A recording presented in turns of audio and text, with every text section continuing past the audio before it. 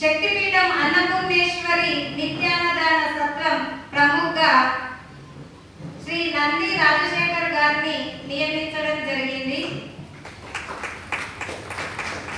శ్రీ నంది రాజశేఖర్ గారు వేదికపై